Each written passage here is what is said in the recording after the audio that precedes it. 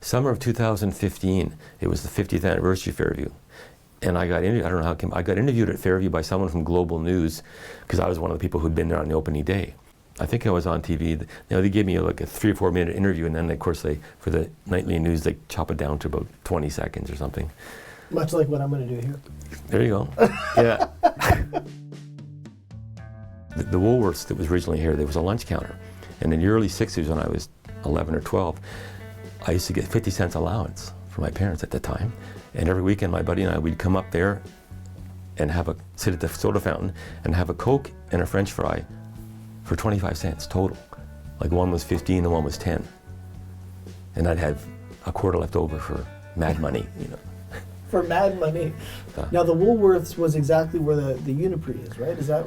I think roughly, yeah, because the whole thing, it was at the end, it's my recollection, it was the last store of the original. The original end. And you know, of course it wasn't covered, it was Which I think is the end of Uniprix. Yeah, because there was a gas station at the end. Yeah. So what would be like your, what would have been too far, and how far were you going on a daily basis, like roughly, you know? You know, it would have been from the Cedar Park area, I'll call it down the Priest Farm, up to, in high school, I met some kids from, called Elm Park. It's just past Fairview. Where McDonald's is there, there was one little, that was the first little development on the west side of Dollar, yeah. So I knew, and those kids went to, well, the Protestant ones went to John Rennie, so that's where I met a whole new group of, and one of my best friends lived up in there, a couple of them. So for me, in my high school years, before I got a license, I didn't ride my bike, we walked.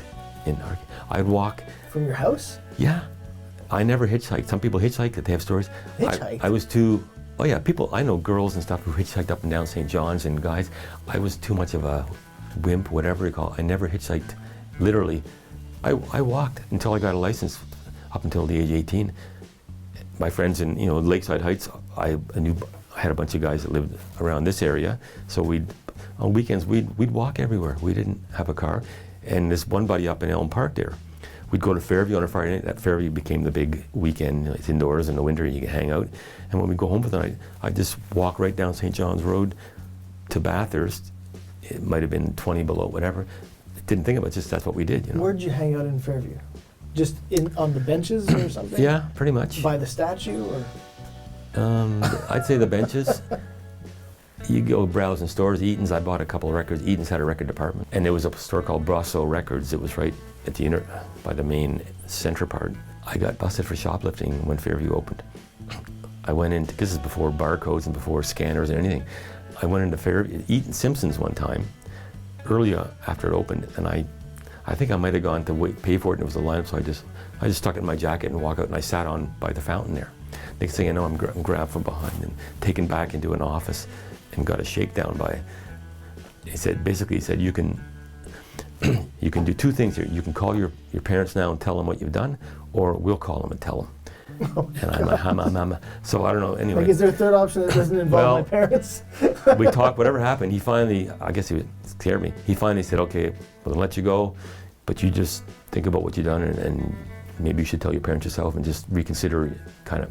So I didn't get, and I was like 16, you know, stupid.